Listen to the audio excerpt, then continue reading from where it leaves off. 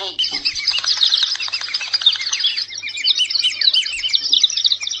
நிகழ்ச்சியில் இப்போது காற்றின் தரம் பாதிக்கப்படுவதற்கான காரணங்கள் குறித்து தகவல்களை வழங்குகிறார் இயற்கை ஆர்வலர் சன்னகேசவன் அவர்கள்.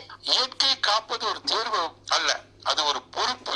இன்று நாம் காப்போம், நாளை நாம் வாழ்வோம். ஏன்னா, அதாவது ஒரு மரம் நடு, ஒரு துளி நீரை சேமியுங்கள், பிளாஸ்டிக் பயன்பாட்டை குறையுங்கள். நாம் மாற்றம் கொண்டு வர்றோம். ஒரு சின்ன சின்ன சிறு செயல் தான் ஒரு பெரிய புரட்சியாக உருவாகும். இது எத்தனையோ பெரிய தலைவர்கள் எல்லாமே இன்னைக்கு இது ரொம்ப இதா தான் பேசிட்டு இருக்காங்க. ஏன்னா சுற்றுச்சூழல் இன்னைக்கு ரொம்ப மோசமான சூழ்நிலை உருவாயிட்டு இருக்குது. நீங்க எல்லாம் நவம்பர் டிசம்பர்ல எல்லாம் பாத்தீங்கன்னா டெல்லியில மிக அதிகமான புகை மூட்டம் இருக்கும். சில நேரங்கள்ல டெல்லியில வாகனங்கள் கூட செல்ல முடியாத அளவுக்கு காற்றினுடைய தரம் ரொம்ப மோசமா இருந்துச்சு. நிறைய காரணங்கள் இருக்கு. நாங்க இந்த ஒரு காரணம் தான் சொல்ல முடியாது. குறிப்பா காற்றினுடைய தரம் ரொம்ப மோசமா இருக்கு. அதுக்கு என்ன காரணம்? நம்மளுடைய புகைனா நம்ம வண்டி, தொழிற்சாலை, இந்த மாதிரி நிறைய விஷயங்கள் இருக்குது. நீர் மாசுபடுறது எதனால? பிளாஸ்டிக், தொழிற்சாலையினுடைய ரசாயன கலவை கலந்த கழிவு.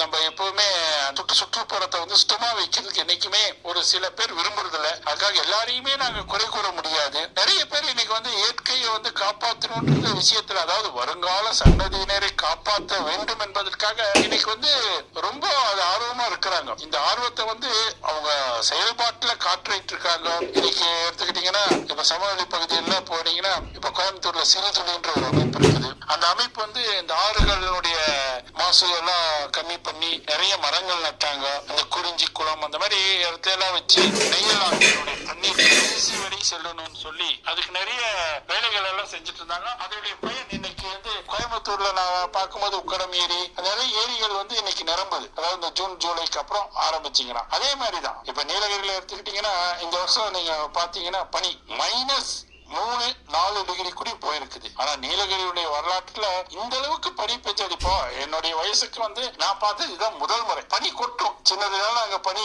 போவோம், வெறுங்கால போவோம், கால் எரியும், கை எரியும், காலு கையெல்லாம் வெடிச்சிட்டு ரத்தம் ஊத்தும். ஆனாலும் இந்த அளவுக்கு காஷ்மீரை போல பனி கொட்டி இருந்தது இந்த வருஷம் தான் நீலகிரி. அதோடைய முக்கிய காரணம் சுற்றுச்சூழலுடைய பாதிப்பு. இந்த அளவுக்கு பனி பெய்து அந்த அதாவது காலநிலையே ஒரு மாற்றத்தை உருவாக்கிது. இதனுடைய தாக்கம் பின்னால் மழை காலத்துல எந்த அளவுக்கு இருக்கும் நீலகிரியில பாதிப்புன்னு தெரியாது. ஏன்னா ஜூன் ஜூலை இப்ப அந்த மான்சூன் ஆரம்பிச்சிருச்சுன்னா காற்றும் மழையும் வீசும். அந்த காற்று வீசும் போது நம்மலாம் பெரியவங்க சொல்லுவாங்க, அப்பா காத்து வந்துருச்சா, இங்க இருக்க காத்தெல்லாம் கீழே போயிடும், சுத்தமான காத்து கிடைக்கும். ஆனா இன்னைக்கு அந்த காற்று ஒரே நேரத்துல ஒரு குறிப்பிட்ட கிலோமீட்டருக்கு மேல அந்த ஸ்பீட்ல வீசும் போது அதனுடைய பாதிப்பு மரங்கள் உள்ளது, பில்டிங்ல இருக்க கட்டடங்கள் சேதமடையுது, அங்கங்க மழை ஜாஸ்தியாகும் போது நிலச்சரிவு ஏற்படுது. நிறைய இடத்துங்கள்ல இந்த பாதிப்பு வருது. இப்போ நவம்பர் மாசம் எடுத்துக்கிட்டீங்கன்னா, அக்டோபர் நவம்பர்ல புயல். இந்த வருஷம் நீலகிரியில புயல் இல்லை. என்ன காரணம்? வருஷம் அந்த புயல் மழை 2-3 புயல் மழையாச்சும் நீலகிரியில பெய்யும். ஆனா இந்த வருஷம் புயல் நீலகிரியில சும்மா ஒரு எட்டி பார்த்துட்டு போயிருச்சு.